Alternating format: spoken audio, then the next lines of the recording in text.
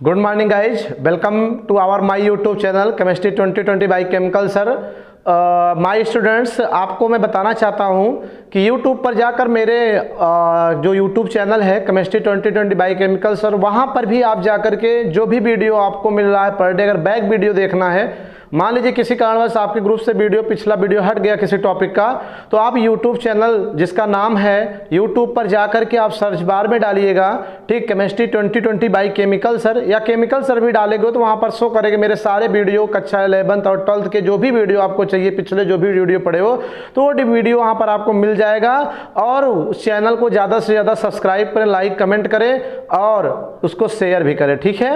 अब जैसा कि मैं सब्जेक्ट बायोलॉजी के अंतर्गत कक्षा 12 के स्टूडेंट्स के लिए पिछले जो बताए गए वीडियो में टॉपिक था, उसी के आगे अकॉर्डिंग टू योर सिलेबस बढ़ते हुए हम आज क्या पढ़ेंगे, युग्मक जनन पढ़ने जा रहे हैं, अर्थात गैमेटोजेनेसिस किसे कहते हैं, आज हम ये सीखेंगे, ठीक है बेटा। तो गैमेटोजेनेसिस किसे कहते हैं, अर्थात युग्मक जनन किसे कहते हैं, आइए हम क्लियर करें। मेरे सभी टॉपिक्स को आपको रटना नहीं पड़ेगा। मैं एक बात कहता हूं, मेरे सभी टॉपिक की हेडिंग जो होती है, परिभाषा, वह हेडिंग से ही कन्वर्ट हो जाती है। जैसे कि यहां पर आप देख रहे हो, जनन माने होता है उत्पन्न करना, ठीक है, उत्पन्न करना, और युग्मक का मतलब तो समझ रहे हो, युग्मक ही, ठीक है, युग्मक। कुछ लोग युग्मक का मतलब नहीं समझ रहे, बता रहे हैं कि एक बेबी पैदा करने के लिए, ठीक है, नर के बॉडी में भी कुछ प्रकार के पदार्थ होते हैं और मादा के बॉडी में भी। आफ्टर रिप्रोडक्शन, प्रजनन के दौरान क्या होता है कि नर के बॉडी में जो कोशिका या पदार्थ है और मादा के बॉडी में जो दोनों क्या होते हैं, आपस मिलते हैं, तो इसी पदार्थ को युग्मक कहते हैं बेटा, ठीक है। और जनन माने उत्पन्न करना, अर्थात युग्मक उत्पन्न करने या युग्मक बनने की क्रिया को क्या कहते हैं, युग्मक जनन कहते हैं। समझ में आ गई होगी। सपोज करिए यहां पर एक मेल है और एक बेटा क्या है, फीमेल है, राइट। एक क्या है, मेल है, और एक क्या है, फीमेल है। समझ में आ गई होगी बात, एक मेल और एक फीमेल है। अब जो है इसके और इसके संयोग से एक बेबी उत्पन्न करना है, ठीक है। बेबी मतलब नई पीढ़ी, नई जनरेशन। तो क्या करना पड़ेगा, इस मेल को फीमेल के साथ क्या करना पड़ेगा, रिप्रोडक्शन करना पड़ेगा, जनन करना पड़ेगा। और जनन के दौरान इस मेल की बॉडी में, जननांग में, वृषण में क्या होता है, शुक्राणु होता है, स्पर्म होता है, जिसे नर युग्मक कहते हैं, अर्थात यन। ये क्या होता है, यहां से निकल करके मादा के अंडाशय के पास जाता है। वहां भी एक प्रकार का क्या है, अंडाणु है, अर्थात यन है, जिसे मादा युग्मक कहते हैं। तो ये शुक्राणु प्रजनन क्रिया के बाद ये अंडाणु से जाके मादा के बॉडी मिलेगा, तो मिल करके यन यन क्या बनाएगा, 2n। जो ये 2n बना, इसे बायोलॉजी में युग्मनज कहते हैं, जाइगोट कहते हैं। लेकिन अगर वैसे समझना हो, भ्रूण समझ लीजिए कि एक प्रकार से भ्रूण है, यही डेवलप हो करके एक बेबी का निर्माण करेगा।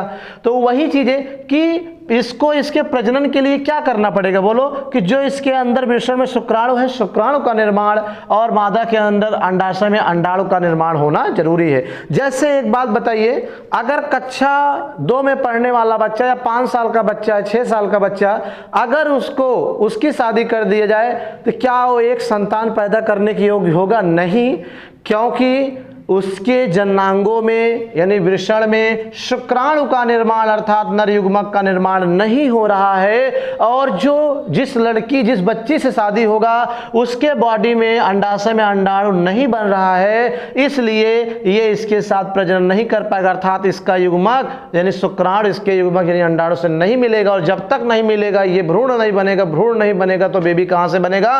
तो इसलिए सबसे पहले क्या होता है कि जब बालक 13 साल बालिका और 14 साल बालक पहुंचते हैं, तब उनके जनन में क्या होता है, जननांगों में, वृषण में शुक्राणु बनता है, अर्थात युग्मक, और मादा में अंडाणु बनता है, ठीक है। अब अगर उनकी शादी कर दी जाए, तब ये प्रजनन करके क्या करेंगे, एक बेबी का निर्माण कर सकते हैं। तो इसका मतलब है कि जनन करने के लिए शुक्राणु और अंडाणु का होना जरूरी है, अर्थात स्पर्म और ओवम का, इसका बनना जरूरी है। तो इसके बनने की क्रिया को ही बेटा क्या कहते हैं, युग्मक जनन कहते हैं। जैसा कि मैंने कहा, युग्मक माने युग्मक, जनन माने उत्पन्न करना, अर्थात युग्मक बनने की क्रिया को क्या कहते हैं, युग्मक जनन कहते हैं। अब एक क्वेश्चन पूछे, होता कहां है, तो चूंकि मेल और फीमेल दोनों में होता है, लेकिन किस भाग में होता है तो जान लीजिए कि मेल में वृषण में होता है, टेस्टिस में, और फीमेल में अंडाणु में होता है ये क्रिया। ठीक है कि नहीं? तो इसके दो प्रकार होते हैं, मेल और फीमेल। तो हम बता रहे, पहले डिफिनेशन आप देखिए,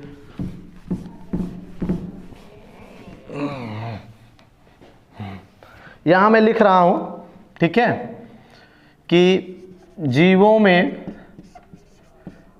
में यहां मतलब कौन सा जीव, मनुष्य के बारे में पढ़ रहे हैं इसलिए मनुष्य लिख रहे हैं।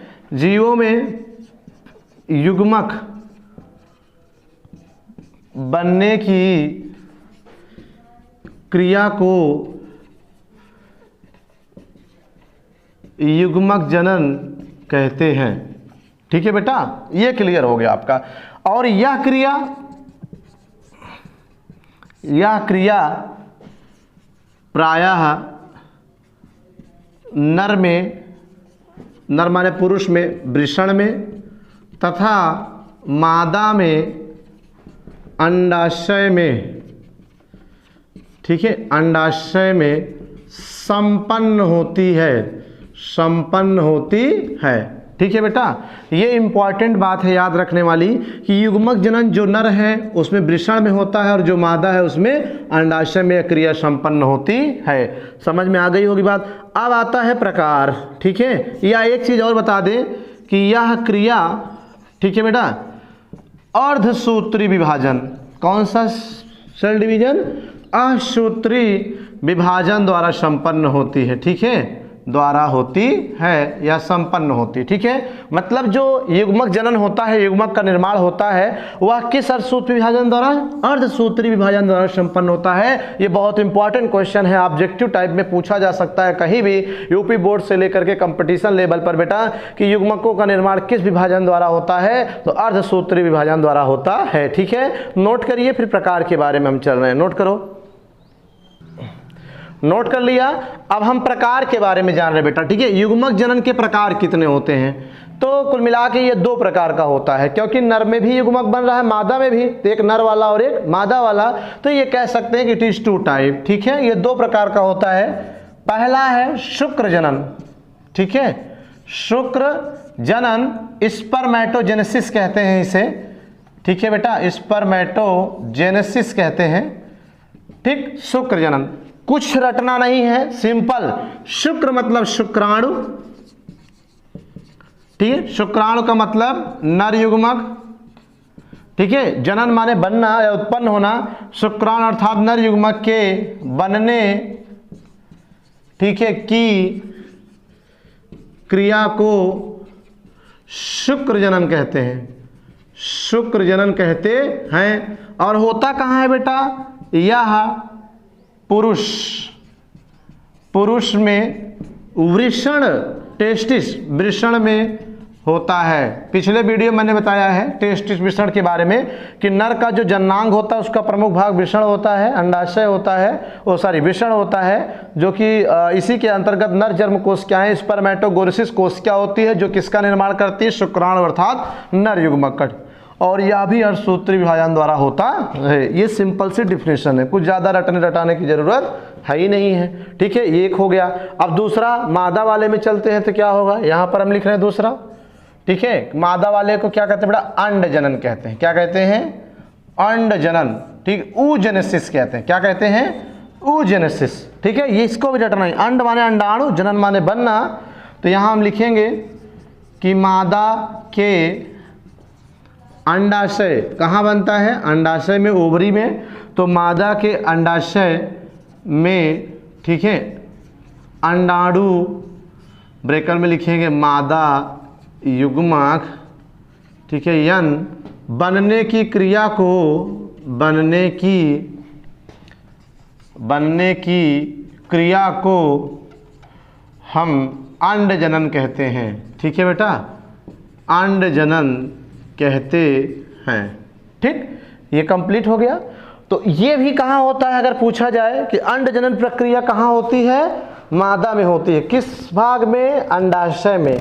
मैंने पिछले वीडियो में बताया था कि जिस प्रकार से नर जननांग का प्रमुख भाग वृषण होता है, यही शुक्राणु बनता है, उसी प्रकार मादा जननांग का भी प्रमुख भाग अंडाशय होता है, जो दो होता है लेफ्ट और राइट। यहीं पर क्या होता है, अंडजनन अर्थात अंडाणु यानी मादा युग्मक का निर्माण होता है। इस क्रिया को अंडजनन कहते हैं। और एक बात और कि यह भी अर्धसूत्री विभाजन द्वारा होता है, चाहे शुक्र जनन हो मेल में, चाहे अंड जनन हो फीमेल में, दोनों अर्धसूत्री विभाजन द्वारा ही क्या होते हैं, बनते हैं। ठीक है, तो आज के इस टॉपिक में मैंने युग्मक जनन और उसके प्रकार के बारे में क्लियर किया।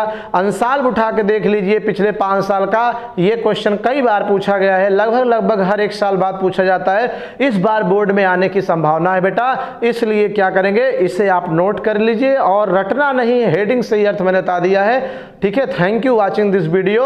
याद रहे कि यूट्यूब पर जाकर के सर्चिंग बार में बेटा केमिकल सर विपिन सर डालोगे तो मेरा वीडियो मिलेगा, पिछले वीडियो भी देख सकते हो। और चैनल को सब्सक्राइब, लाइक, कमेंट करिए और ज़्यादा से ज़्यादा शेयर करिए। Thank you watching this video. Thank you guys.